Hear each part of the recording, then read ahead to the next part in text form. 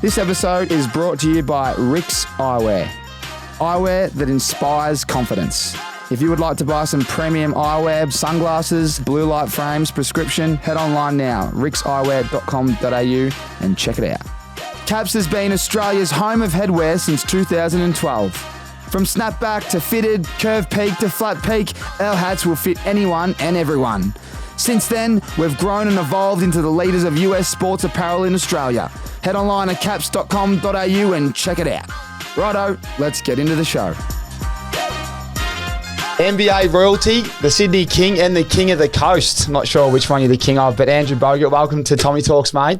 Appreciate it. Thank you. We're in a new studio. Unfortunately, we couldn't get the Roland Media boys to drive the car all the way to the coast, but I thought too good of a guest to pass up. Mate, what have you been up to? Not a whole lot. I'm actually in the middle of a fast right now, so if I collapse halfway through this podcast, you'll know why. I haven't eaten since Sunday night, so wow, I'm just going on a little bit of a bender, essentially. Is that a challenge? Bit of both. I had COVID earlier in the year and have just been catching things from the kids since then, and my immune system's all messed up. So I've done some studying and some research about trying to reset that damn thing, and fasting is a good way to do it. I've done a small fast before, up to 24 hours. This one's been very hard. So how long is this one? I'm at 40 hours right now. But I'm gonna, as soon as I finish this, I'm going straight to Guzman and I'm getting a meal in. So. Mate, Guzman Gomez is an elite. Yeah, I love it. Elite feed. I smash it on Uber Eats as well. I'm actually an investor too, so. Have you? Yeah, I got in a round pretty late with them, and they're kicking goals, man. Like, it's clean, healthy fast food the way it should be, I reckon. Are you in the Athletic Ventures with Matty DeBoer? Yeah, I'm in with him, and then he also flicks me some stuff that sometimes they don't do, or sometimes companies want separate investors outside of AV, and so he's been a really good networking partner. Yeah, he's probably one of the smartest guys. He's a guru. He's played with, but yeah, what he's doing now is incredible. He's killing it. Yeah. Yeah, I remember the boys, a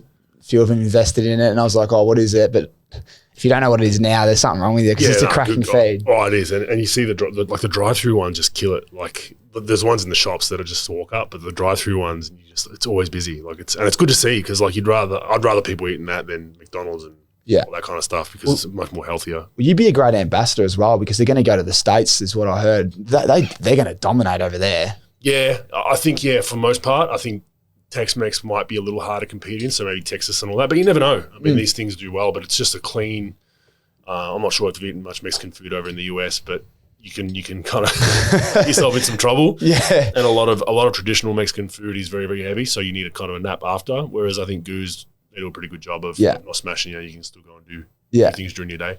Mate, back to the fasting, because I've never done it. I know a few boys that have done it during their footy careers. So how many, 40, is it 48 hours is what you're doing? I'm doing 40, yeah. 40 hours. Two full days, yeah. Or one full day and a half. So just water? Just water, yeah. I had water and I've had two green teas, so it's pretty much water. You must be starving, man. I am. The first time I did it was way worse. It really, the next day after like 16 hours, I just crashed. I had a headache and was like all that, like just felt weird. This one's been much better. I've got to 40 pretty comfortably. A little bit of a headache, a little bit woozy, like because your body's fighting itself. Like, where's my food? Where's my nutrients? But for the most part, it's been good. Just sums up the character of you rocking up today on the potty. What a legend. Mate, talking about the government, I know you're very vocal in that area. I've got no idea. I'll start with my own boner pick. The election has just been, but the voting system, mate, I just can't believe that we're still doing it on paper. Can you tell me why we're not doing it digitally? I just can't. I rock up. I've got no idea what we're doing. We've got a booth. It's this big. The paper's that wide. I can't even see what I'm doing. Folks, can you do something about it, mate? I mean, but then your problem is you go digital, it can be hacked. So, I mean, on a MyGov app though, I don't trust anything, dude. Like, I'm not saying things that have happened in the past, but I just don't put anything past anyone. And I mean, whether you write it on paper, someone can, they gave people doing it in pencil. Yeah. So you just have a rubber, you can change someone's vote, and then digitally, it can be accessed by people from overseas. We know, I think the makers of those readers, the vote readers that use in the US, I think it's Dominion, made in China. Like, they still had access to it. So you don't know. You don't know. And I ask a lot of questions by nature, but I don't think you'll ever know for sure what's going on in this world, man. Like, it's just been crazy, especially the last 2 or 3 years. It's been hard to navigate all the insanity, and it seems like when you're at the tail end of one thing, another thing happens, and it's been a hell of a 2 years. It's been wild. And I'll tell you what else has been wild is your NBA career. I wanted to. We've got about an hour, so I thought we'd start literally when you get drafted. I've listened to heaps of podcasts. It's your story's incredible, Melbourne boy. Overlooked early days and just banged the door down and dominated. But mate, like, what's it like to be the first overall pick in the NBA draft and become the first Australian ever in the history to go number one? Like, what's that like? It was unknown to me at the time. I never thought I'd play in the NBA. Even kind of as my junior career got better and better, a goal for me was like, shit, if someone pays me money to play basketball anywhere in the world, I'm there. Like, this would be a dream come true. So the NBL, Europe, that was kind of what I thought my ceiling was. And as I progressed through my juniors, I just kept accelerating and growing more and more, both physically and mentally with my game, getting better and better. And I was like, shit, like, I'll go to college, maybe it is achievable. And then it all just came together within 3 years. And then I end up going to the University of Utah, have a decent freshman year, average 13 and 10 under a tough coach, and then go to the Athens Olympics between my freshman and sophomore year, my first and second year for the Australians listening, and play really well at the Athens Olympics at 19 years old against NBA players. Played against the dream team, played well, held my own against Tim Duncan.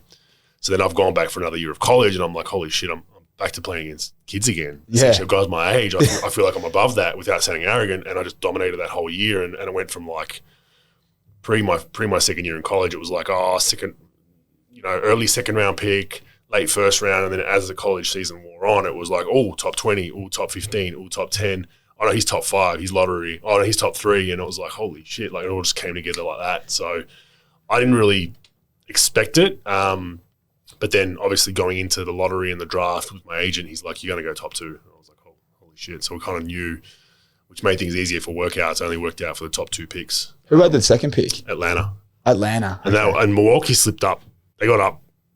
Luckily, I don't think the odds weren't in their favour, but they got up there, and the rest is history. That's unbelievable. So maybe like if you're a young player, just go to the Olympics at 19 and get some confidence. Is that what you're saying? Yeah. Well, I just felt like I was going back to college, because back to 20-year-olds again, and just dominated that. But yeah, I think it's just one of those things that just came together really, really late, and early in my junior career, 12, 13, 14, I was kind of bits and things together, and wasn't picked in all the good teams, and kind of had to fight for everything I had. So once I had that opportunity, I made the most of it. Yeah, it's brilliant.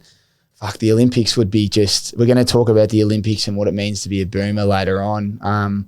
But who were some of the players that you were playing against at 19 years old? And how was the mindset just looking at them? Oh, like I said, the dream team was tough. They were pretty loaded. That was a team that won bronze that year. With LeBron. I think LeBron was still very young. Carmelo, Amari Stoudemire, Tim Duncan, Stephon Marbury, Allen Iverson.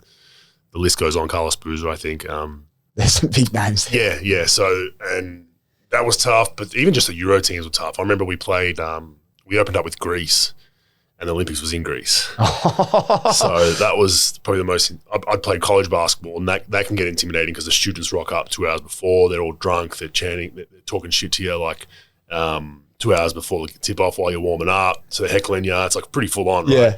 I thought that was bad, and then you get to Greece in Greece. It's just like that's a whole nother story. Like it's spat on as you're running out of the tunnel, abusing you. Like I know Greek swear words from Greek mates. I'm hearing Malaka and all that kind of stuff, and I'm like, oh shit. And it was an awesome atmosphere to play in, but very, very intimidating as a 19-year-old to run out in your first Olympic Games, first game, and they pummeled us by like 30, like killed us. But it was a welcome to international basketball for sure. Fucking hell, yeah, that was getting spat on as 19. Yeah, it's not fun. But they throw coins on the court. They didn't in that game, but European fans are notorious for like getting a cigarette lighter, lighting up a coin, making it really hot, and just pinging it from the top row and trying to hit a player. So not only does it hit you, it singes you as well. That's unbelievable. Yeah, just wild shit over there. It's a whole different world. People would have no idea. Like I laugh when I watch Australian media at times about unruly fans at the footy or whatever. It's like one drunk idiot punched on with someone else. That's like 90% of the fans in Europe. It's like, and half of them aren't watching the game. They're chanting at the visiting fans. Like, yeah, they go wild at the other fans, don't they? They're not even watching the game. They're like chanting at them. The game's going on down here, and you're like, mate, like this is crazy. I didn't think they were like that with I knew soccer. Basketball's crazy too, yeah. And plus it's indoors, so they're lighting flares and shit inside. Yeah, like they have to stop the game for smoke. They throw shit on the court. Like it's a whole. One of my good friends played in Partizan, and he was like, man, he goes, this is a whole different world. And when they play Red Star, which is the biggest rivals in Serbia, he said it's insane. Like, it's insane. Like, guys on the basket stanchion shaking the basket, like it just that is wild. The game and like, come on mate, get down, like. Yeah, just insane. It's almost like you want to go watch, but it'd be scary just being in the crowd. Just a spectacle to go watch, as long as you're away. I've gone to a few soccer games in Split, Hazel Split, and Dinamo, big rivals. Went to one of those games, and yeah, it's amazing. Like, great pyrotechnics too. They do like artwork with flares, so they'll write stuff. There'll be like thousands of them with flares, and they'll write like Dinamo or Split or whatever. It's like it's a whole. You go there more for the atmosphere than soccer almost. Yeah, you have to pause the game because all the smoke goes on the field. They have to wait because there's no visibility. Have to wait 10 minutes for the wind to carry the smoke. It's like just a whole different world, man. They take over the game, don't they? Yeah, they do, 100%. Fuck, that's a pisser. What are the pros and cons of probably going number one, you reckon, on reflection? There's obviously heaps of pros from my... Pros is I was the best player in college before I got drafted, I believe. The cons are you got a tug on your back. You know, everyone's trying to have a crack at you. So, and I don't think I was ready to play in the NBA when I got drafted physically. Like, I was still 103, 104 kilos. And this was the era of Shaq, Dwight, Gal, you know, some big boys, right? And you had to have beef to be a center then. So I knew my body wasn't ready for that, but I couldn't pass up an opportunity to go top 5. Like, God forbid I come back for my 3rd year of college, do my knee, do my ankle, that opportunity's gone, right? Like, we've seen that happen numerous times. So, yeah, I think just the target on your back and guys having a crack. But I didn't have a great rookie year. I didn't have a horrible. I think I was 9-7 and 9. So I wasn't horrible, but I was slowly growing into my body and continued to kind of get better and better as I was in the NBA. Yeah. Who were some of the names that we drafted in your year? Chris Paul, Jerome Williams, Danny Granger, David Lee. Yeah. Yeah, a lot of great players. You know. CP, yeah, I didn't know Marvin that. Williams went 2. So CP3 is probably, looking back, he'd be the number 1 pick if it went back, but I'd probably still be top 10-ish in that draft. Hard to say because we'll get into your injuries later on, but yeah, mate, it's an incredible achievement, especially for Australia. And then, I mean, your numbers got bigger and bigger, and you did amazing things for the Milwaukee Bucks. Let's go to 2010, which is your breakout year. Everyone's already asked you. I've listened to all the podcasts, but I've got a few left of field questions. But, mate, I had to watch the tape again a few times. It is one of the nastiest injuries I reckon I've seen on the basketball court. Like, do you have flashbacks to that moment? Not really. So I came back to Australia that off season and did some media, and every media show I went on showed it. So I'm not one of those guys that I can't watch it again. It was like, it is what it is. Like, you know, came down, made a great play. But yeah, like you said, that was my career year, numbers wise. I made the All NBA third team that year, so top 15 players in the NBA for that season. Really felt like I was getting some consistency. I think the previous couple of years I was showing glimpses of, like, I'd have a 5-game stretch of, you know, 20 and 10, and then I'd have like 5 and 5 and 2 and 2, and then it was like a roller coaster. Whereas that season, I felt like it was all starting to come together, and I thought I had some really good tools that I was building to then go into another off season and get better again. But unfortunately, that whole next off season was spent just trying to get mobility back in my bloody right arm, which was my shooting hand too. So it kind of affected a lot of my offensive game a lot. Yeah, that's what I was thinking, because you didn't just do damage to your elbow. You said you did damage to your fingers and everything, and then the mechanics of shooting, which is what your bread and butter is. Like, how long did it take to get that back? Well, I was an idiot. I rushed back from it. So when I had the MRI, they found a full dislocation of the elbow, a broken chunk of bone was sitting in my elbow, broke my wrist on both sides, and then broke my index finger. So that was 5 hours in the MRI. I think I broke my middle, and I just refused to do another scan because I was like, I'm not sitting in here for another hour. So what did I do that? I did it in March, and I was back on the court in September. That's so quick. Just an idiot. Yeah, I shouldn't have rushed back that quickly. Is that because they're putting a bit of pressure on you? You put pressure on yourself, or? Well, I was one of the main guys on the team, one of the franchise guys, myself and Michael Redd at that point. We just got Brandon Jennings, and Brandon Jennings was there, so it was like, I wanted to play. I don't want to miss time, right? But at the same time, I literally couldn't straighten my arm. When I was back on the court, I couldn't get to there.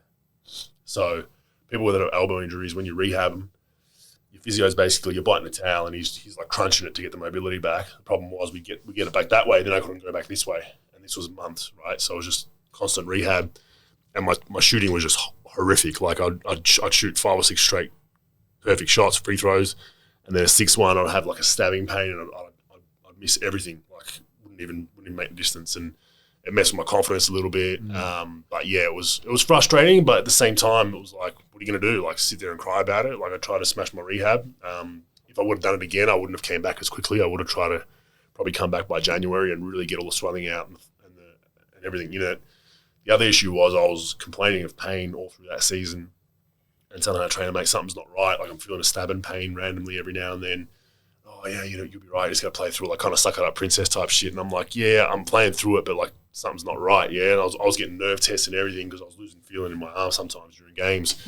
And end of the season, I go and see a surgeon, and they go under a scope. They take another chunk of bone out that was floating in there. So small joint space in elbow or ankle. They're the two worst places to have floaters. Had a floater sitting in there, and my trainer's basically telling me I'm a pussy. And I'm like, dude, like, so I got the surgeon to put the bone in a cup, took it back to him and was like, here, motherfucker, like, this is what I was complaining about, you know, and I played through it the whole time. Yeah, I know. I think I played like 70-something games that season after I did the elbow, and that was probably just a bit hard-headed. It probably caused me more damage than what it was worth. It shouldn't happen, should it? Like, you're talking NBA trainers, they should be able to identify. Like, we always used to say, treat the man, not the scan, because, you know, sometimes the scan says there's nothing wrong with you, and you're like, mate, I'm fucking telling you, I can't do this. Like, I've done it for my whole life, and something's not right. And like, mate, we'll get another scan. And like you said, I got a better one. I had so 2 years before that, I started getting back pain, right? This is after, so I went from NBA season to an Olympics back to an NBA season, no off season, right? So I was playing basically 24 straight months, right? I'm complaining about back pain. I'm like, man, something's not right. So they give me about a week off in season to rehab it, get better. Okay, pain's gone, get back on the court, play 2 more games. After 2 games, I'm like, mate, my back. All right, we'll shut you down for another 10 days. Same thing, came back for a game or 2 and then bang. And then I was like, nah, mate. Like, so I call my agent and I'm like, I don't trust like the diagnosis. Nothing showed up in the MRI, but I'm like, something's not right. This is like, I can tolerate pain. I've played through all kinds of shit. This is like 12 out of 10 pain when it comes, right? And I go up to New York. My agent finds me a independent doctor that's not aligned to the team, stress fracture in my back. So I'm like, yeah, they do the CT with the dye injection, bang, lights up like a light bulb. And he's like, yeah, you've probably done more damage playing on it because, like, you know, stress fracture, it comes from stress. So when it first probably started giving you, if you would have stopped then, you probably would have been out 6 weeks. Now you're out for the season. Fuck. And I'm just like, so now I've got back pain for the rest of back issues for the rest of my life. And it was, you know, due to a misdiagnosis. And they'll argue, oh, it didn't show up in the MRI. I was like, well, I was complaining about. Yeah. Oh, we didn't think it was that bad. We thought you were like kind of, and you're just like, mate, like, I'm playing still, but like I remember going up for a dunk the very last time, went up for a big dunk on a break, dunked it, came down, I was like, ooh, like I'm in trouble, like, and yeah, so now, you know, I've got back pain for the rest of my life thanks to that. Oh, you must look like are these trainers that you knew really well, or do they come and go in the NBA system a bit? They come and go, but you know, they'll put on the ortho will put on them. I mean, it just becomes a bit of a blame game. When I first came into the NBA, it was crazy. There was no physios. Teams didn't have physios. So in America, trainers aren't physios. So trainers they do modalities, ultrasound, you know, all that kind of stuff. They'll stretch you, maybe do a quick soft tissue, but they're not really capable of diagnosing. So I was dumbfounded. I was like, you guys don't have physios full time? Like, we had a subby physio that would just come in every now and then. I'm just like, what the fuck is going on? Like, when you started?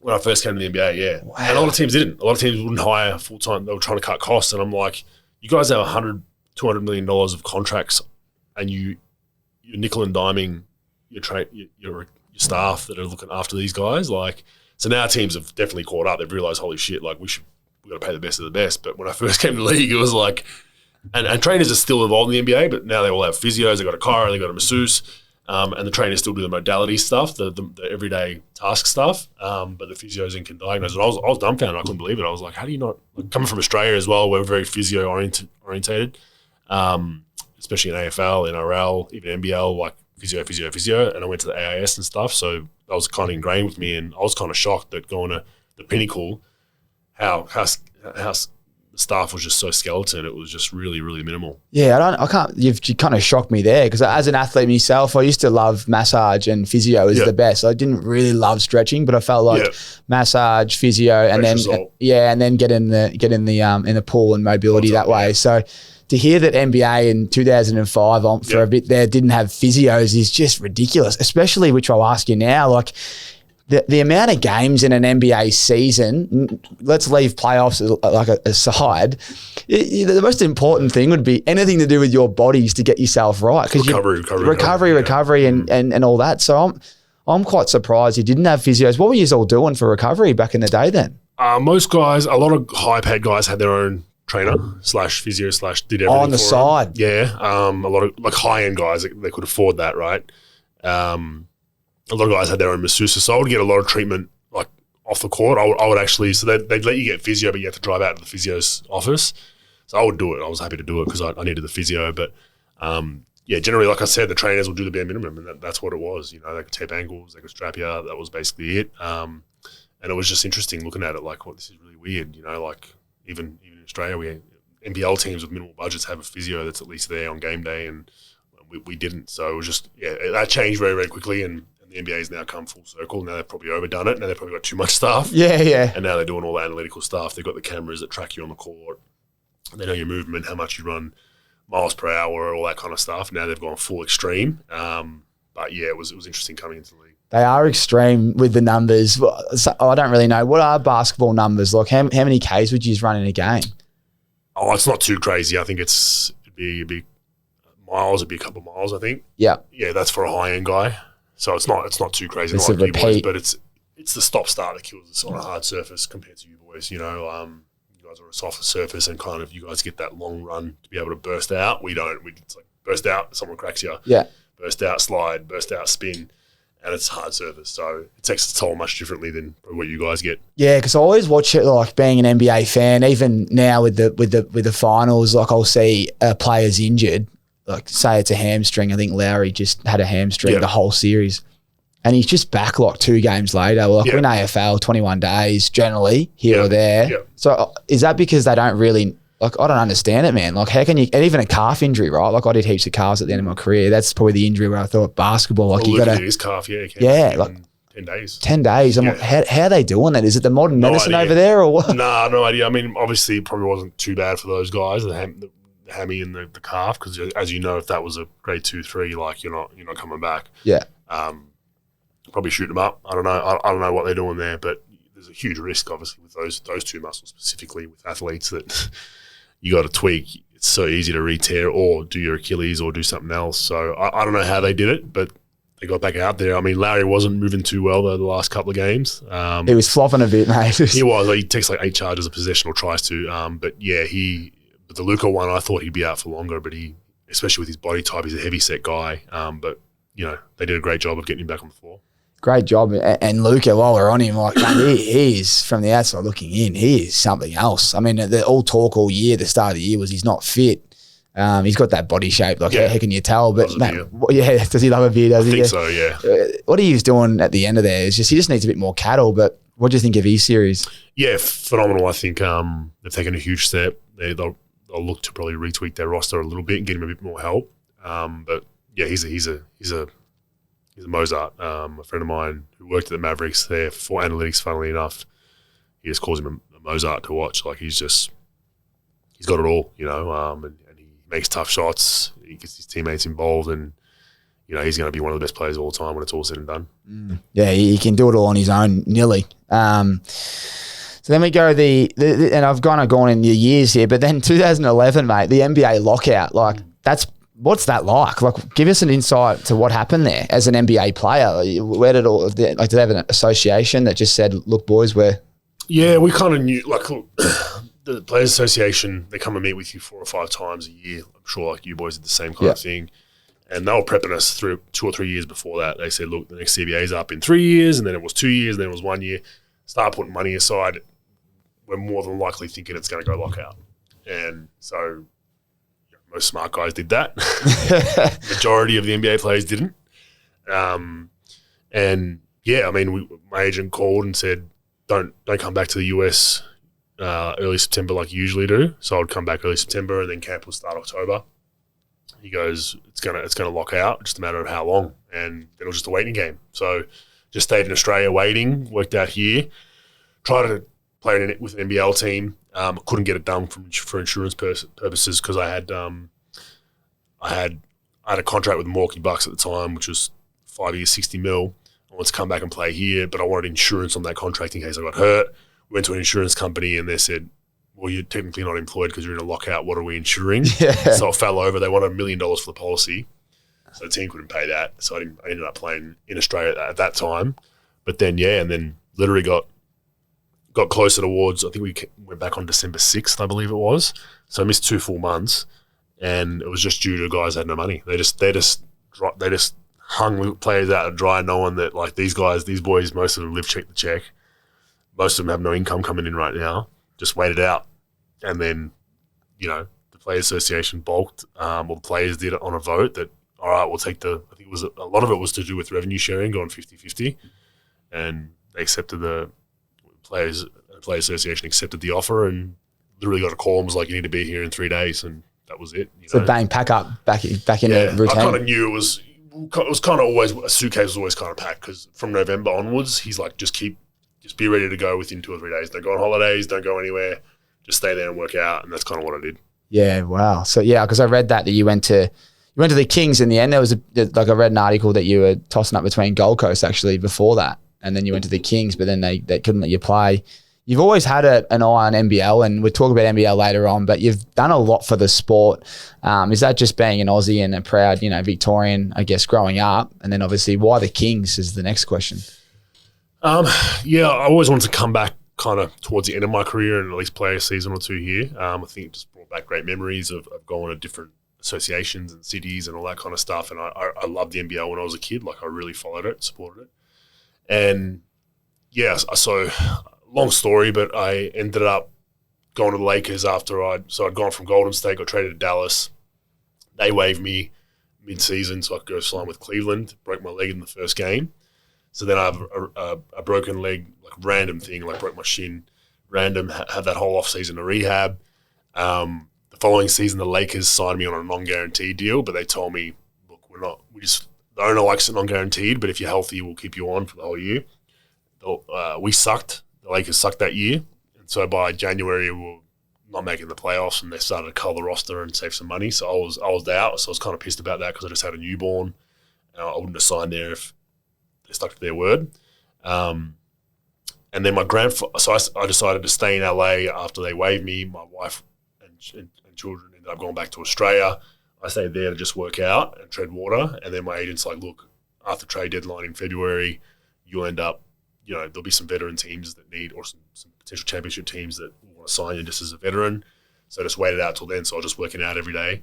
And then my grandfather had passed away in February. So I was like, shit. So I flew back to Australia, went to the funeral, did all that stuff. And I was just like, am I really going to lug the whole family back for 2 or 3 more months in the US? There were some teams interested that I was talking to, like Boston, Toronto, a few other teams. We're going to do that for 2 or 3 months and take them all the way back over there again. We're kind of living out of a suitcase in LA as it was. I said, no, I'm not going to do that. I'm just going to stay here and miss the rest of this NBA season. And that's when I thought, you know what? Like I've had a bunch of injuries these last 2 or 3 years. I was Golden State to Dallas to Cleveland for a week and then to LA. I've been in 4 different places to live. So I thought I want to stay in Australia for a couple of years or a year at least. And then my goal was to get to 2020 Olympics healthy. And I thought playing the NBL 1 or 2 games a week, much more convenient for my body than the NBA to get me to 2020. And then I'd hang up the shoes, right? And so that's why I looked at the NBL.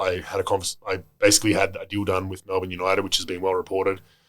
And, I met with the GM at the time and we agreed to something, handshake. And after going back and forth 2 or 3 times about it, we finally agreed and got the contract, and it wasn't what we agreed to. And I don't do business that way after I just shook his hand, looked him in the eyes. So I basically called a contact of mine, got a hold of Sydney Kings and said, look, if you match this deal that I had done, I don't want more, I don't want less, I want this exactly as it is. I'm with Sydney. I'll be with you guys. And they were like, it was just random. I've never spoken to them about it before. I just called them and said match this, and they were like, yeah, okay. They send the GM out that day on a flight, or the next morning on a flight. Signed the deal, and the rest was history. So that's kind of how all that worked out. So Melbourne's cooked it. They'll say they didn't because they got a championship out of it. But yeah, I mean I don't do business that way. And people will say, "Oh, you're lying, this, that." I was like, why would I lie about this? Why would I want it? At that time, we were building a home in Melbourne, right? We're about to. Why would I leave somewhere I'm building a nice home to go to Sydney just cause? Like, there's a reason for it. Yeah. And that was the reason. Yeah, the old school business, it's much better, isn't it? Look each other in the eye, shake their hands and have full integrity and give us what we spoke about. It's an easier way to doing it than... And I read the contract. I'm probably one of the few athletes that read it. So it's just like, I did the deal myself. I didn't do it through an agent. And I think they tried to pull a fast one in the wording. And I picked it up and I'm like, what's this? And like, oh, yeah. I'm just like... Nah.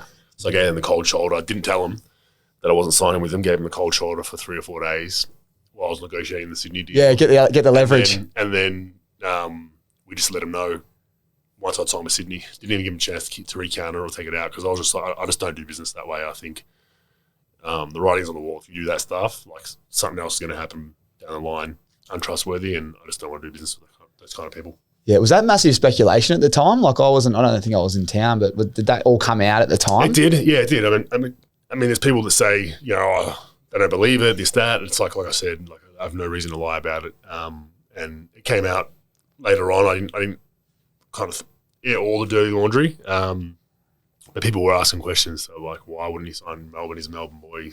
I was set up to the teeth in Melbourne, like in my own facility, my whole network there. And but it could not have happened a better way in hindsight because being the people that I've met now in Sydney with the Sydney Kings, the ownership group, just the people, it's been sensational, and I would have probably would have regretted signing with Melbourne in the first place, and just different people that think differently to me and are just a bit different.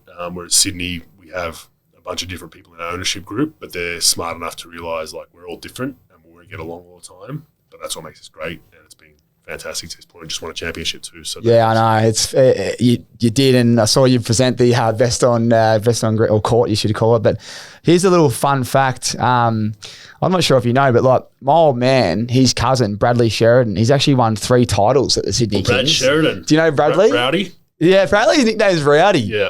Why is his nickname Rowdy? He's so quiet, I think. I was going to say he's not rowdy at all. I think it's the opposite. But I heard when he has a few drinks, he does the opposite. Yeah. There's always those types, isn't there? But I trained with him in the national team a few times early on. Yeah. So he was with Gorgon up in Sydney, and yeah, because me growing up, used to watch him, and when he cleaned up, he won 3 titles in a row. Yeah, with the Kings. Yeah, with the Kings. Yep.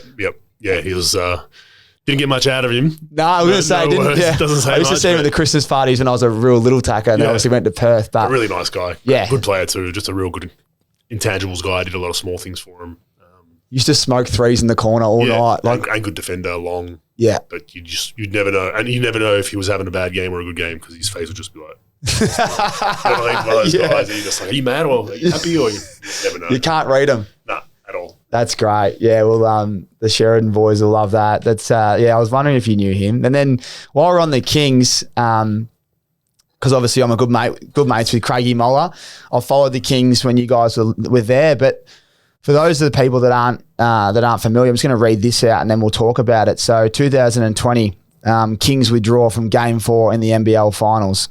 The NBL has been forced to cancel the remainder of the 2019-20 season after the Sydney Kings chose to withdraw from their grand final series with the Perth Wildcats due to the COVID coronavirus outbreak. Game 4 between the Kings and Wildcats was scheduled to take place on Friday at Perth's RAC Arena, but the Kings management indicated that it did not wish to proceed with the remainder of the series because of the global pandemic.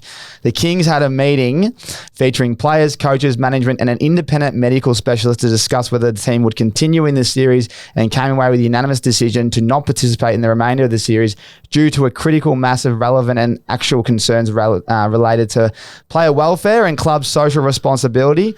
At the time, the Kings were coming off a season where they had atop the league standings for every round and were eyeing off their first NBL championship since 2005, back when Bradley was there. So after saying that, how frustrated was the group?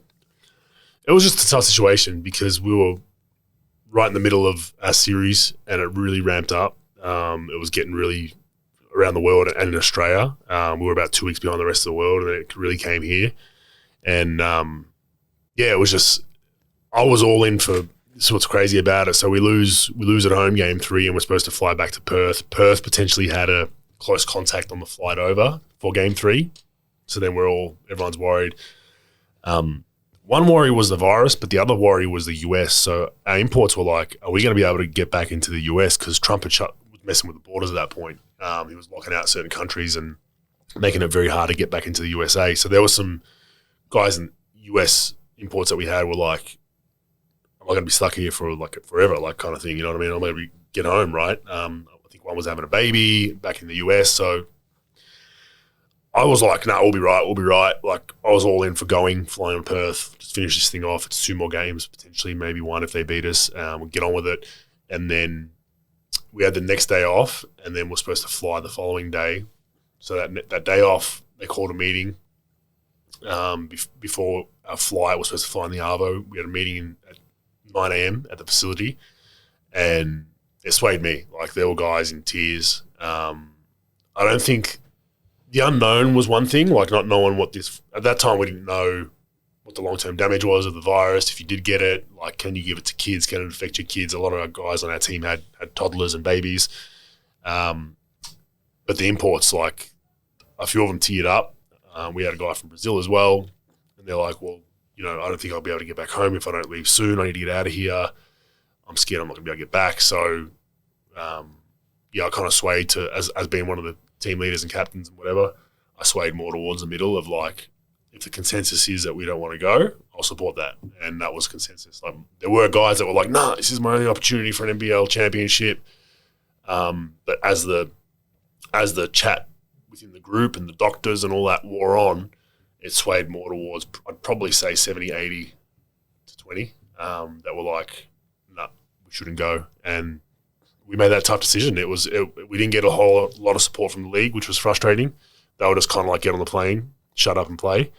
And we were kind of like, this is kind of strange. And then for game 2, our Paul Smith, our owner, and our GM, Chris Pongrass, were on the phone to the league the whole time on game day. Like, you cannot let fans in this game. Like 10, 15,000 fans should not be coming to the game because – if one person has it, essentially that was what we thought back then. And then we got pasted with, it's gamesmanship, you're trying to do this, you don't want to play because you're down 2, and you're just like, it wasn't the case at that point. And I'm cool with it. They're the champions that year. We get on with life. But what's funny about it is we all got railed for like, it's not that virus isn't that bad, just get on a plane. And then you fast forward 6 months and Perth were in lockdown for 18 months. You couldn't get out of that place. And it's more serious than you think. Yeah. So it's like, which one is it? Are you still saying that it wasn't that bad at that point? But, I mean, knowing what we know now, I'd get on the plane. Yeah. Knowing what we know today. Yeah. But in March, April of 2020, no one had any idea, right? Like it was new to us. All this stuff was new to us. So. It's just a bizarre situation, and especially no matter what sport it is, that's as good as it gets, a championship, and to be in the middle of a series, 2-1 down, but there's obviously best of 5, and you were at the top of the table. You go there, and if you probably win that, you come home and you'd say you'd have home court advantage, but who knows? But I mean, as a fan on the outside, like, how do they decide? Did they just say 2-1, that's it, they win? Yeah, they had. Was there any arguments over like, no, hang on, should we pause it and do it later on? Or there was all that on the table, but it couldn't be paused because you just didn't know how long this was going to go on. But our owner was pretty adamant on, no, it should be a tie. Like, this is not over yet. And the NBL was more pissed that we made that decision as a club ourselves and we didn't console too much with the NBL. Because we put our players and coaches first and said, no, we're not doing this. You can't make us get on a plane. So I think they were more pissed at that as well. And then it was like, all right, cool, you want to do that? No worries. Whereas I believe the owner at the time was on record saying that, if it doesn't finish, no one gets it. This was pre the series, if COVID does affect it. But like I said, I don't hold ill will to Perth. They deserve it 2-1. But in the moment, yeah, it was a little bit frustrating. My whole frustration with it was just getting a bit more support from the league at the time would have been nice, at least show that you've got some sort of, you've had discussions around the pros and cons of traveling and all that. It was just more like, no, get on a plane. Okay, so then we had to have that discussion ourselves with our own people, and other than that, the rest is history. Yeah, it is. But the good thing is, and congratulations to the Kings, they've got the job done just recently, which would have been, now that I reflect, it's quite incredible. There would have been a few boys that missed out, but a few boys that would have been there that it's quite special, isn't it? Yeah, it is. And just the season that we had this past season, we had a roller coaster of a season. We started out very inconsistent, had a bunch of injuries. We couldn't get our full squad on the court for 7 or 8 games. It seemed like someone would go down every other week. And we had a rookie head coach from the US. It wasn't looking good. We do a weekly board call, and our calls went from an hour to 2 or 3 hours some weeks because we were just panic stations at times, But that's what you want in a championship year. You want that. I'd rather that experience than just smooth sailing the whole way. Yeah, just it's still good, but it's so much better when you're in the mud and you just work your way out of it. And then we go on. We have we're 3-5 at one point, and then go on to we get to 6-6, and then have a double game weekend, win the first one, and then the second one we play Brisbane, play like shit, shouldn't have won the game, and just grinded out a win on the buzzer, which was just a crazy, crazy finish to the game. So we go to 8-6, and then we win 13 straight games, and we don't lose another road game for the rest of the season, including the finals. So awesome experience, great squad we put together, and hopefully we can bring most of the guys back. Great management as well, mate. the board, hats off. Yeah. I think everyone involved. I think taking a risk on a coach that hasn't coached in the NBL is always hard. There's a bit of a pushback within the NBL community about US coaches aren't successful here, and they're generally not. The majority struggle to adapt to the game here because it's a little bit different. Why's that? It's different. It's a bit more physical. There's a bit more flopping going on. It's just different nuances within the game. The FIBA game's refereed differently. It's played differently. It's 40 minutes, not 48. But our coach did a fantastic job with it. So we took that risk. Obviously, he's Chase Buford. He's RC Buford's son, who's the GM of the Spurs. So he was highly acclaimed. We got a lot of good feedback, and real passionate, white line fever. Did a lot of crazy shit this season, a lot of technical fouls and that, but we love it. You make mistakes, you move on. But yeah, that whole journey of what we did, we didn't do it perfectly, but we got the ring at the end, and the way we finished it was sensational. Yeah, it is. No, it's great. It's a good series, and obviously watching Tassie there just climbing up, it was good for the sport. Awesome. They were my second favourite team. If it wasn't us playing them, I would have been going for Tassie because it's just a great story. Yeah, no, it was. It's a great story. It's great for the NBL. And the NBL's flying. What you've done and everyone else, that's what I was saying back when we started this convo here with 2011, it's like you've seen the light, and the names that have come through the NBL and then gone on, it's now one of the strongest comps outside of the NBA. It's fantastic for Australian sport. Yeah, it is. It is. And I think just becoming consistently good was important for the NBL. I think the last 20 years have seen a roller coaster of a ride for the NBL. Teams going bankrupt, the league, what's going on, this, that, can't get sponsors to where we're at now. I think Larry Customer's done a fantastic job of investing his own money in that initially. And now I think the level of professionalism is lifting where, there's no more BS with clubs. You need to try to kick goals and have high targets for fans, for sponsors, for this, for that. Whereas I think there were a few teams back in the day where people owned those teams, that owned it more as I own this team, or they own the team, didn't live in the city, that was just more of a kind of... Bit of a wanky. Yeah, talking point. Look, I own this NBL team. And there was a few of them that owned Ponzi scheme businesses, which didn't help. There was two. So the Kings went under for a year completely, and they went out of the league because there was a company called Firepower that was a Ponzi that was... Oh, wow. No one knew what they did.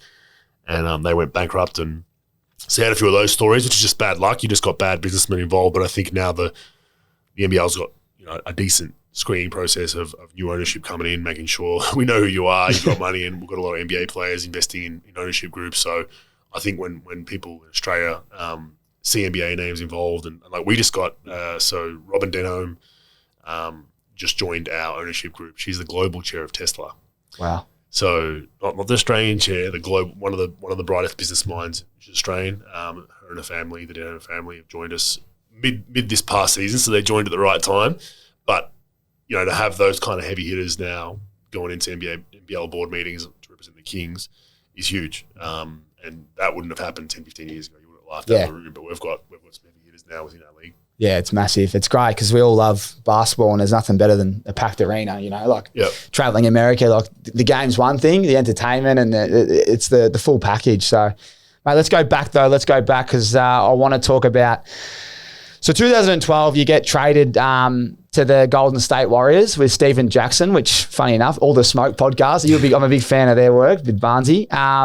But on two things before we talk about the Warriors, but what's it like being traded? Like, does it suck? And what does the agent just give you a call and say, mate, like? So I was looking for out at that point. Oh, you wanted out?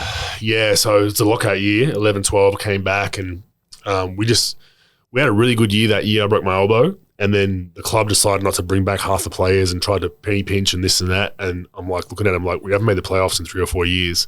And now you want to, save money. You might have to overpay a little bit, like to bring the same squad back. And we're kind of going up in the right direction. So I became frustrated and I said at the start of that season, about 10 games in, I went to my agent and I said, look, can you just ask them, I want out, man. Like respectfully, I've done as well as I can here.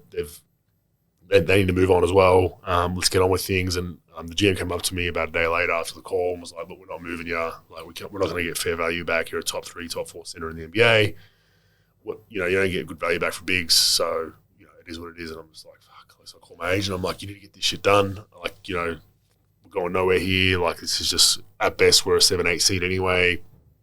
So then you fast forward. So it was the GM's contract year and then was our head coach's contract year or extension year. We play in Houston. Kyle Lowry shoots a floater for some reason. I go up to block it. He shoots it and then tries to chase it down and get the rebound and undercuts me, puts his foot right under me. I turn my ankle, snap my ankle, break it, right? So I didn't know I broke it at the time. So I'm like moving it around. I'm like, oh, it doesn't feel good. I get up, try to run it off, limp off the court, and then get back to the locker room, take my shoe off, and it's like a balloon, right? So my agent, he's, after all the injury, it sucks, this, that. They're like, they traded me. So because of that, because I was hurt and couldn't help him, they were like, shit, let's look at trading him now. They brought Monte Ellis in, which was great for them. It gave them a boost. They made the 8 seed that year. It didn't save the GM's job, but if I didn't break my ankle, I don't believe I would have been traded to Golden State. So it's kind of a sliding doors moment. Yeah, it is a big moment, really, because couldn't have went to a better club. And then when you get at the time. Yeah, at the time though, because they're building, they sucked, didn't they? Yeah. So what happened between 2012 and 2015 for everyone that can't remember? Well, they'd been to one playoff series in the last 20 years. There was a We Believe year when they beat Dirk as an 8 seed. They beat Dirk's number 1 seed Mavs. So and they celebrated that thing like it was a championship. But they went, so I guess 2012, it was just a revolving door of franchise. No one wanted to sign there. They couldn't get me as free agents, and then just drafted right. Moving Monte, for me, not only brought a big in for them, but it freed up Steph to do what he does, because Steph was kind of the 2 to Monte, and Monte's a shoot-first guard. So it gave him just some time to really show his talents. And then, like I said, drafted right, made a coaching change with Steve Kerr halfway through that, and the dynasty was built. Like, they signed good people, Andre Iguodala, myself, just guys that Draymond Green drafted, Festus Ezeli, like the list goes on, and it was kind of a no dickhead policy for the most part in that squad with the talent that they had. And it also helps when you got Steph Curry and Klay Thompson, who are non-traditional superstars in my opinion. They're just so nonchalant about all that stuff that they allowing KD in that fold. Most max NBA players wouldn't do that. Yeah. Steph's team, he was on the billboard. You let KD in that fold, all of a sudden KD was a man. Most players wouldn't do that. No egos kind of thing. Just it's going to help us win another chip. Welcome aboard. Do it. It sounds like a great culture. Like you said, no dickheads policy. Is that the best way to kind of sum it up? Essentially, yeah. Essentially. And just good people, and they get good high basketball IQ guys that can complement the talent they already have, rather than bringing in just more talent or bringing in this guy because he's a name. No, we don't want that guy. We're going to bring in some complementary pieces around Steph and Klay, Draymond, and Andre Iguodala, and they brought in David West, Zaza Pachulia, different guys along different periods that complement what they've got, and it just works out well. What's a question I got later on? What's Draymond Green like? Do we see? I mean, I've got so many questions about them boys you just named. I know you're close to them, so. Draymond Green, when he come in, because you would have seen his development, was he always this fiery, outspoken type of dude with, like, I love his energy, he sets the tone. Has he always been like that, or has he kind of developed into that? Pretty much. Rookie year, he showed flashes of it because he was a rookie, he wasn't playing much. He kind of had to toe the line a little bit, but you could see something was always bubbling in him. But he's a passionate guy. I mean, whether you're playing poker with him or basketball, he's going to give it all. He's going to talk shit. He's going to get in your face, and that's just how he is. You love him for it, and you can't take too much of what he says personal because then he's won. That's his whole game is trying to like get in your head and have you thinking like, I got to him. I shut him down mentally, right? And he does a great job with that. But yeah, and just what he does for that squad, he's the intangibles piece for them. He's the motor for them. Clay and Steph get the shine because they make all the shots and shoot the ball at a high clip, but they know how valuable he is to that squad. Yeah, he is, and he's a great. I watch closely the way he sets them up. He's just looking for them. He's just so good at like assisting his players from the outside looking in. What else is there about Draymond that we might not know about him? Is there anything off court? Is there anything that he does that people would find interesting? Nothing really. No dirty secrets or anything. I mean, he's very similar to like we have to deal with what you see is what you get. Yeah, sometimes you're like Draymond, just chill out, calm down. But he's passionate. Like at practice, he'll be talking shit to our own teammates. Yeah. But that's just how he is. He's going to give you 100%. And he was a guy that was, drafted in the second round. He'll even tell you, he said it numerous times, like Mark Jackson was trying to play him at the 3 spot at times. And he was like, if I continue to play the 3 spot, I'd be in Europe, Yeah. And then Steve Kerr came in and figured this guy, he plays bigger than his size, played him more at the 4 and at the 5 at times. And, he had a sliding door moment at that point. But, he's a high basketball IQ guy, knows how to play the game and just has a strange body. Like he's not overly tall, but he's got really long arms.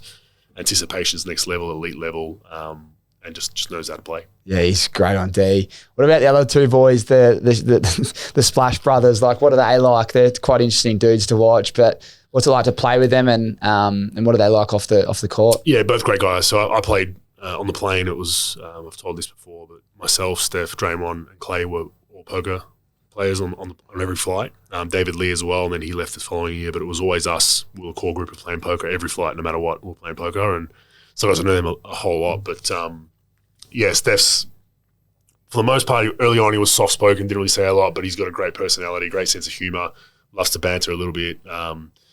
Real family man, like a genuine family man. Like there's people in the NBA that say they're family, they're not. He's one of the few that's like, this guy is legitimately a family man, like kids, wife. That's all he cares about, right? Away from the court. And Clay, I love Clay just because he's himself. He just he doesn't realize he's an NBA superstar. Like the dude he's in his own world, humming along. He's one of those guys that will see a bird flying and be like, let me follow that bird. You know what I mean? He's just himself. He just doesn't care about your perceptions or thoughts of him. And really awesome dude, and just, he's great value as well, and sneakily funny as well when he actually says some things. But they're both just, their culture starts and finishes with them and Draymond obviously, but those 2 guys being your superstars, you can't lose because they're good people, they're smart, they're bright, they play hard, they don't take themselves too seriously, as some NBA superstars do, and they're not going to cause problems. And if you have 2 superstars like that, you got a good chance of being competitive every year. Yeah, you can see a Jordan Poole just blossoming, underneath them. And then he has no excuse to be a dickhead, it's the next man up mentality of you see your 2 superstars not being shitheads, you can't then warrant being a shithead because they'll just be like, see you later, mate. Yeah. And they've had that history, you can see over the last 5-6 years. Look at the guys that they've had for a year or 2 and they're like, nah, out of here, right? So they do a fantastic job. Oh, yeah, they're in great shape. Just on the poker, who's the king of that 4? Who wins the most? You never leak what happens on a poker table, mate. What happens there stays some there. Days I win, some days they win. It was a good game. I can imagine Draymond getting in your face when you're playing poker. Yeah, he definitely gets fired up. That's fucking funny. Right, well, this is the Craigie Moller. I reached out to the great man. I said, give me some dirt, and he said he loves his poker, but he also loves a card game called Drops. So his drops, is it called drops? Yeah, drops. Is that the term? He reckons that you were just the king in the Rio Olympics, just clean the boomers boys out. Is that Moller? Yeah, he reckons is that true or false? I wouldn't say I cleaned them out. Drops is not really a game of skill, so it's right. It's more basically say we all get one card each. A high card wins, right? And we all hold our hands up and say 1, 2, 3, drop. If you've got a shitty hand, you drop it. If you've got a good hand, you hold it. Everyone has put in $1 each at the start, so 10 players are $10 in the pot. If you hold and you say you win, all right, one guy wins, you scoop the pot. Whoever else held and didn't win has to match the pot. So it gets up pretty quickly, right? But I don't enjoy that game at all. I like skill. I like the mental warfare of poker, but I don't think I won. I don't think I won in Rio. I could be wrong, but I know a few of the boys like playing it, but I was kind of like, I just do my head. That could get pretty big, couldn't it? Yeah. We've played a similar game on an NBA plane. It's called In Between. So it's basically just degenerate gambling shit. Everyone puts in, I think we're putting in $20 each. There was only 4 of us, right? So it was $80. And I deal one card face up, say it's a 2, and another card face up and say it's a king. It goes to this guy first next to me, and he can bet any amount out of the pot. So there's $80 in. He can bet 80, he can bet 20, he can say whole pot, that the next card is going to be between those 2 cards, right? So if it's king and a 2, you've got a high chance it's going to be, right? So if you say, all right, pot, I bet the pot, 5, you scoop the pot. If it hits the side, so if it's 2 or king, you lose, or anything on the other sides of it, right? So then if you call pot or bet, whatever you pot or bet and you don't win, you got to match the pot. We had a pot. It was the most outrageous shit I've ever seen. It was like, this is $20 each, so it's $80. So okay, two people might have to match it. It gets to 160, maybe it gets to 1,000. We had a pot get to $240,000, and we even called it. We were like, nah, man, this is gonna hurt somebody. So we took a 0 off because it was so ridiculous. Like guys were getting like, the best hand to get is 2 or a king or 2 or an ace. You call the ace high or low, right? You call the ace high and you get a 2.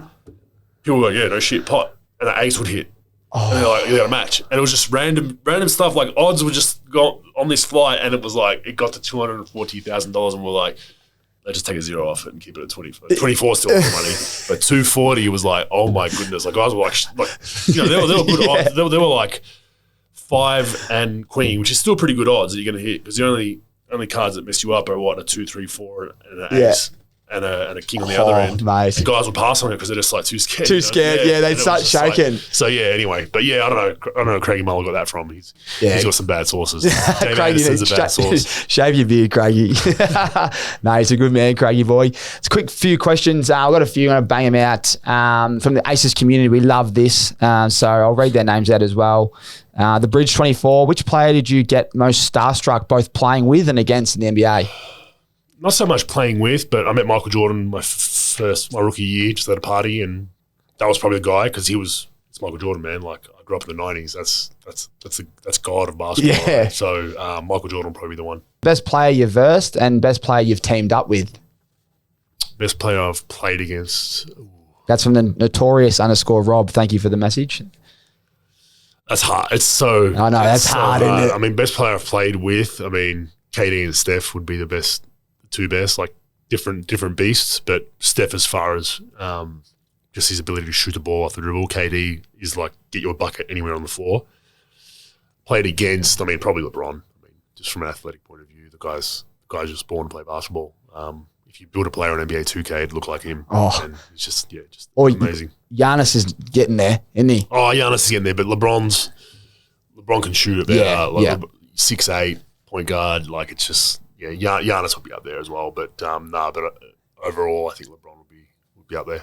I mean, Giannis in 2K, we call it the cheat code, man. You can't. Someone's got the Bucks, you just can't win. Yeah, he's tough. Clayton Jolly 10. What was so special about playing with the Splash Brothers? Just what they did on a daily basis. I think even just their warm up routine was insane, and just the way they shot the ball. They consistently would shoot 100 threes after practice, 10 spots, and mid to high 90s. It's just like insane, and just seeing a guy like Clay get hot, like Game 6 in OKC to salvage to get a Game 7 at home that we ended up winning. Just amazing when they get hot. Yeah, it is. They're freaks, and they can keep missing, and then you just know once they get going, you're like, whoa. They get one down. Yeah, James Sherrod, my cousin. Who's the best Boomers player you've played with, in your opinion? Best Boomers player. Who is the best Boomers player? I mean, we had a Paddy and Joey probably. Probably those two. You know, Paddy came on. Paddy's kind of peaked more towards I was phasing out. So probably one of those two, I think. Yeah. Righto, this is my Tommy's 10. This is where I just go bang and you answer. This should be pretty quick. So before we round out the show, we got a few more things. But all right, okay, you ready? Yep. Who is the best NBA/NBL poker player you've ever played against? Best NBA/NBL. Ooh. I haven't played a lot of NBA players, to be honest with you, so I'd have to say someone on the Warriors, and we'll give it to Draymond. Oh, actually, David Lee. David Lee. There you go. David Lee's the king. Describe Craig Muller in one word. Rasta man. Coolest person you've met in your lifetime? Probably Elon Musk. That's big. Funniest teammate in your time and why? Oh, as a boatload, probably Leandro Barbosa would come to mind. Brazilian, always smiling, just great fun to be around, always talking shit, funny one-liners, and he's got an accent as well, which tops it all off. You love that in the locker room. Yep. Biggest prankster in the NBA? Guy named Orvi Story. He played with me in Milwaukee one year. He was pretty notorious for – you knew if it was one of those guys that you got into it with, you're in trouble. Oh, he'd go over the top eventually. What was the worst thing you reckon he did? Or best thing, really? We love this. Oh, I think he's putting guys' shoes in freezers, like just all kinds of strange stuff like that. Yeah, but he was definitely up there. I love that. We had a bloke, I think it wasn't me, before my time, but someone did the same thing and they decided to park his car in a car park like a few miles away. I've done that before. I've done, we had, Festus Ezeli was a, you know, rookie duties are rookie duties. You never talk back to the veterans, and Festus Ezeli sniped at me one time. He thought I'd left the room and said, "Oh, fuck off," like just, you know, under his breath. And I was like, "What'd you say, mate?" And so I got a guy. He had a Mercedes S-Class, and I got a friend of mine, mechanic, to come while we're in practice and lift his car on bricks. took all the tires off and put them in the locker room on top of each other. And he's come out and he's like, "That's my tires, right?" Like, nah, because Harrison Barnes had the same car. Nah, it's Harrison's. We're just messing with him. And then he walked outside and his car was on bricks. He had to call Mercedes Assist, pushes the Mercedes Assist, and they're like, "Oh, can we help you, sir?" He's like, "Oh, yeah, I've got an issue with my tires." "Oh, you got a flat tire, sir?" It's like, no. My tires, someone's taken the tires off my car. "Oh, someone stole your tires." No, but I have the tire. Like, he's trying to explain this to them. They thought it was a prank call. Yeah. I would have sent someone. They're like, stop it. And then eventually they sent someone out. That was a good one. That's brilliant. I've never heard anything like that. That is so good. What's the weirdest thing you've seen in your journey, even if it's on the streets or with the fans or anyone? I mean, I've almost been in a couple of plane crashes. Really? What, just crazy weather? No, we had an engine blow when I was in Milwaukee my rookie year. I think it was an engine blow mid-flight. Fuck off. Over Lake Michigan of all places, and had to emergency land. And then another time we were leaving Newark Airport and they didn't de-ice the plane properly and one of the engines caught on fire. And we didn't even know because I guess the pilot felt, you know, his tools weren't operating like they should, radio the tower, and the guy's like, "Oh yeah, mate, we saw your engine on fire as you saw some sparks coming out of your engine." He's like, "How about you radio us?" Like, so we had to then emergency land back where we just took off from. That is wild. Yeah, it's giving me some PTSD flying now, I tell you. When turbulence ramps up, I'll tie that fucking seatbelt on so tight because I'm just like, I never had an issue flying until I almost went down, and now you're just like, oh, God. Especially early days with all the flying that you do. Well, Tony Kukoc was on my team, veteran Croatian legend, and he used to sit window seat in front of me, and he would stare out the window the whole time. And everyone used to make fun of him, like, "This guy, he's scared of flying," and like I'm like pretty much that guy now. So it's just like I get it, Tony. Like, you know, fuck man, that's scary. Biggest pot you've won in poker? I think it'd be in the 6 digits. Well, we love that. And the greatest city in the States and why? Because you would have travelled to all of them. Greatest city? Yeah. The US is really dependent on what you want, right? So everyone's moving to Austin, so that's probably too popular now, but that was cool back in the day. It depends what you want. I like the East Bay of California, San Francisco, not San Francisco, like the East Bay out in the on the other side of the Oakland Hills. That's a very nice place to live, Walnut Creek, those kind of areas. So we really enjoyed our time there. I didn't mind Dallas, a lot of concrete, but I didn't mind Dallas. I thought that was pretty cool. I haven't been to Dallas, but yeah, looking. Dallas was right, yeah. Just very man-made, very, very concrete-y, but nice people, good restaurants, good place to navigate. Do you love your NFL, by the way? Not really. Not really? I never got into NFL. Nah. I went to a few Packers games and Giants games, but I just never – 49ers games. Never really just never really got into it. It's just too slow for me. Too slow, yeah. I don't watch Super Bowl, but I went to a few live games and I'm like, asked my mates, like, why is it stopping? Oh, it's commercial. It's a down. I'm like, we're at the game, man. It's boring. What am I supposed to do right now? So I get it. I like the chess match within a game, but I can't watch every game. Yeah, some people love it, some don't. I just asked you because Dallas, I want to go there just to watch the Cowboys. The Cowboys. Yeah. The stadium looks crazy. While we're on the NBA Finals, let's talk about it. Dabble. We've got the Beat Bogut challenge, man. You've been going back and forth. And killing me, are you? I'm going okay, but the way I describe myself is I'm a hit or miss. Yeah. I'm going for the big wins. You know, I go for more than moderate. Yeah, you got the smart bets. Yesterday, did you hit yesterday? No, by a point. You tipped Celtics. I had Celtics under 3.5, minus 3.5.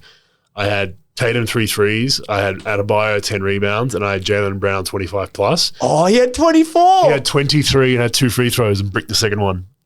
With 8 minutes left in the fourth, I thought I was good. 8 minutes left in the fourth, bricks the free. Oh, he's still got 8 minutes. He's gonna get they'll have to foul in 1 point. It was $9 too. So I know. I saw. I'm like, hey, Bogey's snuck it up there. Yeah, I was starting to feel bad for like people copying my bets. I'm like, give him some love. Like we need a win. But I think I've had 1 or 2 this whole playoffs that hit, which is kind of crazy. Do you find it hard to bet on it, even though you know so much about it? Or? It's just hard. Like I've said this before. I mean, kudos to sports bettors, professional sports bettors. That's hard. It's hard. People think it's easy. It's hard to pick to consistently be a winner.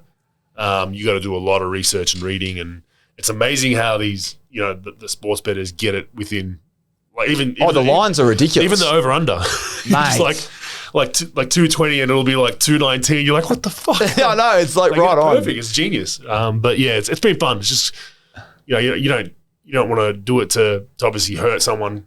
You don't want to bet where you're hurting someone financially, but to have a punt with some money that you don't need is great fun, I think. And that's what I love about Dabble. Like the best thing about Dabble is obviously the banter element, but the fact that people can just copy your bets. It's a real cool little platform. I love it, yeah. And I've jumped on the banner channels a few times, and people don't think it's me. They're like, "Is it really you? Was this your PR people?" I'm like, "No, it's me, man." Just talking shit with people, and it's good fun. Especially when you win, everyone copies your bet. You can comment. "Oh, thanks, legend." Yeah. And then when you lose, you're like, "You dickhead." Yeah, hide that one. Yeah. For anyone out there that wants to follow both of us, Andrew Bogut is your name, and mine's Tommy's Tips on Dabble. So get on there. Here comes the sponsors, mate. You know this podcast wouldn't be going without the sponsors. I've got 2 hats here. One from CAPZ, the home of headwear. There's their cap there, and then there's the Boston, mate. Do you want the Boston one? That's all yours. Yeah, I thought you. Obviously with Boston, and what's this one? That's CAPZ. That's their actual logo, so that's theirs. Cool. But we've got a segment. It's called the CAPZ moment. It's the greatest moment in your NBA career. If you were to put it down to one moment, the CAPZ moment, what would it be? It caps it off. That's clever. CAPZ it. We should change it. Championship, yeah, has to be the championship. Like individual accolades, great, cool. Number 1 pick, all NBA third team, all that kind of stuff. Led the league in blocks 1 year, great. But winning a championship, you realize how hard it is and how many teams get a real opportunity to even be in the finals. It's 15 guys a year, and generally it's 1 or 2 teams from each decade is repeating. So over a decade, you've probably got 5 teams, 6 teams that have a chance to win a championship, and to be part of that select group, especially with the journey of the Golden State Warriors from where they were to where they are now, was something I'm real proud of. Mate, congratulations, because it's the pinnacle. It's the biggest thing since sliced bread. That, like, where's the ring? Where do you put it? I was gonna say it's too big. The thing's massive, man. Like, it weighs your hand down wearing it. So I don't take that thing out very often to show many people as far as wearing it. But like family, friends come over, you'll show them. So it's a genuine get it out the safe, show people, put it back in. Essentially, yeah. I think once I set up a podcast studio, which I'm working on, I might come out there in the background somewhere and Yeah. Have a few trophies and stuff, so I'm still working on that. But yeah, it's something you definitely can't wear. Like it's you just look like a dickhead wearing it because it's just full of diamonds. And it's a big piece. Antonio Brown wears it. He wears his NFL one courtside when he watches it.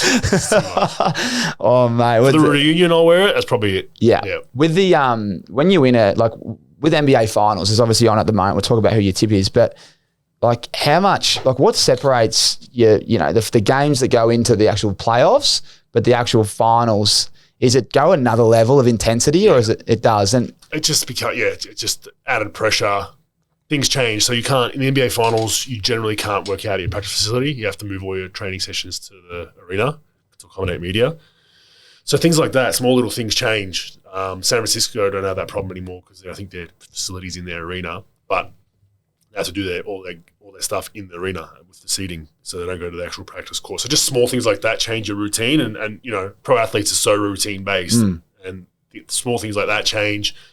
Cross country flights now because it's usually an East Coast time and a West Coast, and this Boston Golden State is the longest flight route in the NBA, I believe, or LA Boston, but yeah, it's pretty much the same. So that kind of stuff, 6-hour flights, so that's what ramps it up, and then you're the only show in town NBA wise. So all eyes on you. There's no one else to talk about besides those two teams. So it just gets overanalyzed to a T, and you got to switch that off when you're in the finals. What was the coolest thing that you did in the finals from memory that just had all the media outlets going wild? Game wise, I had one game where I had 4 or 5 block shots and got a lot of pub for that. Blocked LeBron a few times at the rim. So that must be. How's that feel? Yeah, it was good. But yeah, I mean, it's just a whole different. You got journalists from all around the world. Some of them non-speaking English, some of them, you know what I mean. So you just got. It is basketball, world basketball for that 3 weeks. Yeah, mate. It's we'll do another podcast just purely on that because I know you got to get going. Now, mate, we've got the RIXXs. I've got a sunglass brand. We've got a segment here. Another sponsor, jeez, mate. We've got to make sure you're looking good on the Gold Coast. I don't know if you want black or crystal. What do you want? I think you'd be more black. So I've got 2 options here. But RIXX and retirement, right? You're already up on the Goldie, but once the kids have grown up, what location would you love to retire and why? Oh man, it was meant to be Melbourne, but yeah, a lot has changed down there. I've always loved Queensland, so it's always been a special place. We're kind of Gold Coast based at the minute.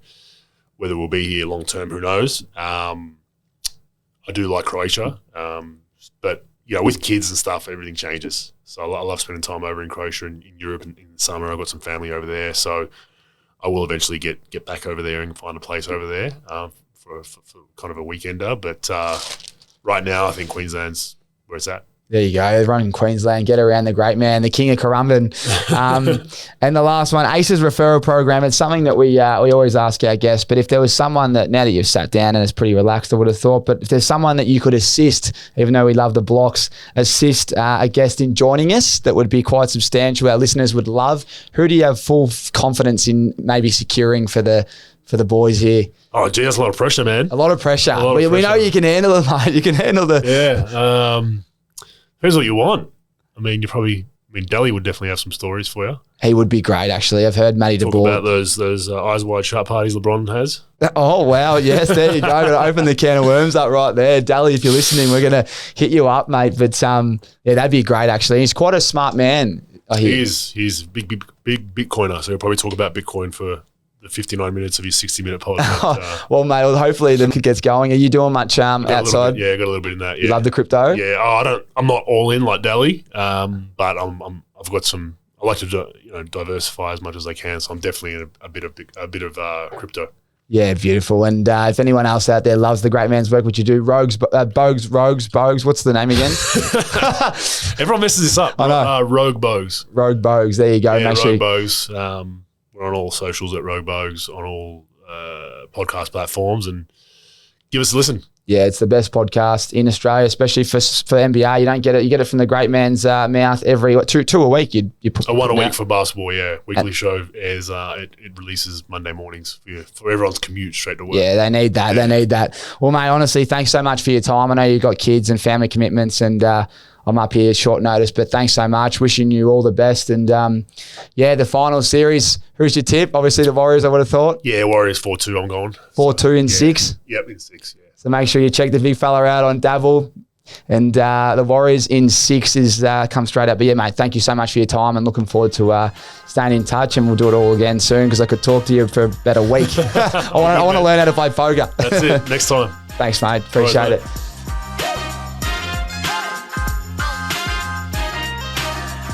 Thanks for listening to another episode. If you enjoy listening to our podcast, please feel free to hit us up on our social channels at Ausmerican Aces. If you're entertained, inspired, or feel more educated, please share it with your friends and family because we appreciate the support. Righto, catch you on the next one.